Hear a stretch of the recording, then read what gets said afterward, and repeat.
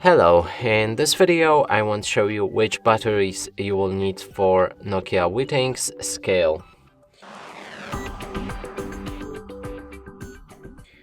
And to do this, first let's look on the back of the weight for this of the scale, and right here we can open a battery slot, and you will need four same or different AAA batteries, and just place them like that.